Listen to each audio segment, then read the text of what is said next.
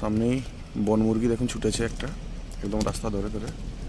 এইটা ঢুকে গেল, বন মোরগটা ছিল এইদিকে ঢুকে গেছে। আমাদের যে সাফারি চলছে উটকোলা গাড়িতে, জিমনি গাড়ি, পুরো সিমলিপালের কোর এরিয়া এটা। কি আছে